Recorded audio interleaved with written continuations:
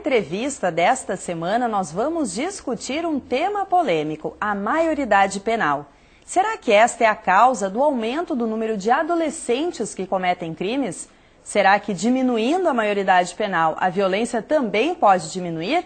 Para discutir estas e outras questões, nós estamos recebendo a juíza Vera Lúcia Deboni, do Juizado da Infância e Juventude de Porto Alegre. Doutora Vera, muito obrigada pela sua presença aqui no nosso programa. E eu quero começar lhe perguntando, como é que a Justiça vê essa que é uma discussão polêmica, da maioridade penal? O prazer é todo meu em poder estar aqui, em poder conversar sobre esse tema que realmente parece que a sociedade criou uma espécie de lenda urbana. Dessa questão de que a idade penal seria hoje um problema nacional. A mim me parece que esse é um falso problema. É um falso problema por quê? Porque nós temos toda uma legislação e nisso é a forma e a ferramenta que a justiça fica, enfim, atrelada a ter que lidar com a questão, que é uma ferramenta constitucional e uma ferramenta que se chama o Estatuto da Criança e do Adolescente, que trazem as regras da menoridade penal. A Constituição Federal, no artigo 226, diz que a idade de responsabilização penal é 18 anos. Só que isso não quer dizer que dos 18 anos para baixo não haja responsabilização. O Estatuto da Criança e do Adolescente é uma lei especial que diz que dos 12 aos 18 nós responsabilizamos aqueles que cometem delitos, que se chama no Estatuto de ato infracional. E talvez um pouco se deva a essa lenda urbana pela nomenclatura que o Estatuto usou para tratar das mesmas coisas com outros nomes. O Estatuto da Criança e do Adolescente usa, por exemplo, a expressão ato infracional para crime e delitos. Aquilo que está tipificado no Código Penal como crime é o mesmo crime que é tipificado para o Estatuto. Então, quando um adolescente comete um roubo, é o mesmo roubo que está previsto para um adulto. O Estatuto trocou também o nome das penas. Aquilo que no mundo adulto, nós chamamos de pena, para o adolescente infrator são aplicadas medidas socioeducativas. E acho que isso criou um pouco essa ideia na população de que não dá nada, de que adolescente não é punido, não é responsabilizado. Eles são punidos sim, são punidos com medidas socioeducativas que nada mais são do que penas e que são exatamente iguais às penas adultas, apenas com prazos diferenciados e com forma de execução diferenciada. Enquanto nós temos a pena de privação de liberdade para o adulto, que é executada em presídio, e que é esse sistema caótico que nós temos e que hoje aqui no Rio Grande do Sul se faz uma grande visibilidade de tudo que está acontecendo exatamente para tentar chamar a atenção da sociedade, os adolescentes cumprem a mesma privação de liberdade em outro tipo de unidade de internação e com o nome de internação. E acho que às vezes as pessoas associam de uma forma um pouco equivocada essa nomenclatura. Da mesma forma que nós temos também para os adultos as penas alternativas, que são a prestação de serviço à comunidade, a cesta básica e a multa, aquele modelo que hoje é usado para o adulto, que é da Lei 9.099, dos juizados especiais, é um modelo que foi copiado do Estatuto. O Estatuto é de 1990, de julho de 1990, e a Lei 9.099 veio depois dele. E copiou o mesmo sistema de penas alternativas. No Estatuto, como essas penas se chamam medidas socioeducativas, passa para a população a ideia de que não há responsabilização.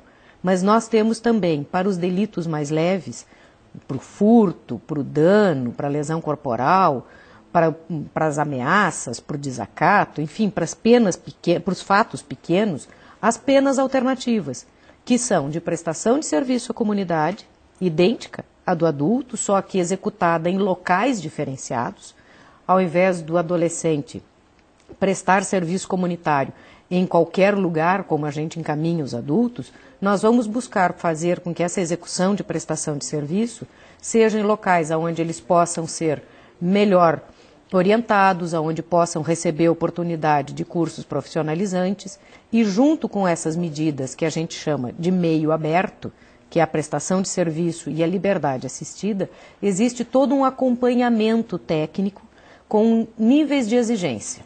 É obrigatório estar na escola, é obrigatório fazer tratamento se for usuário de drogas.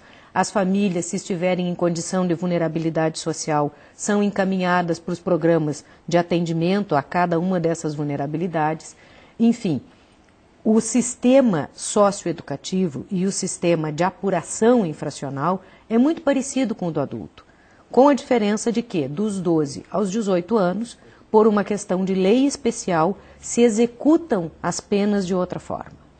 Então, a questão que se coloca de que passando dos 18 para os 16, de repente poderia se diminuir aí a violência praticada por esses jovens? Nós temos estatísticas que se mantêm já há mais de 10 anos. O que dizem os levantamentos do IPEA, da Unicef, do ILANUD, que são institutos que fazem a mensuração da criminalidade no Brasil, e também os dados do Ministério da Justiça dizem a mesma coisa.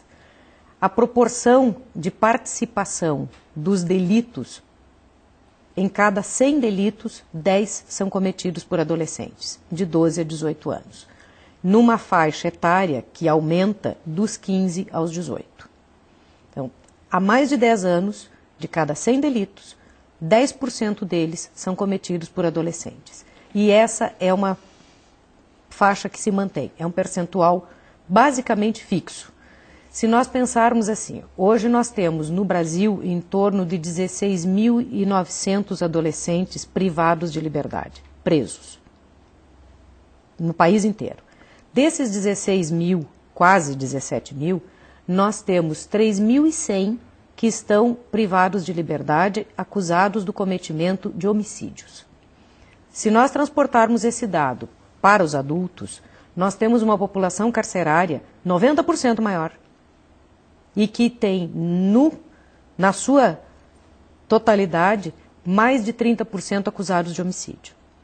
Portanto, o mundo adolescente é um mundo de infrações e de delitos que são muito menores em gravidade do que o mundo de cometimento de delitos adultos. Nós temos hoje, basicamente, os adolescentes envolvidos em crimes contra o patrimônio, muitos furtos. Se nós mensurarmos no total dos que estão hoje cumprindo medida socioeducativa e dos que estão privados de liberdade, mais de 60% estão envolvidos em crimes contra o patrimônio. Furtos, roubos, o latrocínio, que é um crime grave, aliás, o mais grave na previsão do Código Penal, e o restante deles, em torno de 12% envolvidos em tráfico, e o restante nos demais delitos, no homicídio, na lesão corporal grave. Basicamente, são esses os delitos que os adolescentes acabam se envolvendo. Então, hoje, se pensar na redução da idade penal para 16 anos, o que nós faríamos na prática? Nós engordaríamos a população carcerária. Nós incharíamos um sistema já caótico, um sistema que, obviamente, é apenas um sistema de segregação, porque no sistema que está aí, com os modelos que nós temos e com as estruturas que nós temos, ele, obviamente, não tem a menor condição de recuperar ninguém, ele simplesmente pune, e nós estaríamos também rompendo com várias convenções e compromissos que o Brasil assinou, não só compromissos internos, que são os nossos compromissos constitucionais, como os compromissos externos que o Brasil tem, porque o Brasil é firmatário de várias convenções internacionais que, quando firmadas, para serem descumpridas, nós precisaríamos dizer às nações que são parceiras nesses compromissos, de que nós estaríamos rompendo com eles. Então, nós temos várias regras que hoje nos impedem legalmente, dentro da estrutura jurídica posta, de reduzir a idade penal. E se nós formos pensar no impacto sociológico que nós teríamos, no impacto social, nós não vamos produzir resultado. Ao contrário, nós vamos simplesmente segregar uma população que está entre 16 e 18 anos e que, porque está em fase de desenvolvimento, tem grandes chances e grandes oportunidades, sim, até por uma questão interna do indivíduo, de poderem ser não só ressocializados, reeducados, eu não gosto muito dessas expressões, mas que podem sim serem inseridos num contexto social sadio, talvez não oferecido antes por falta de oportunidades, mas que uma vez bem ofertado pode dar um bom resultado.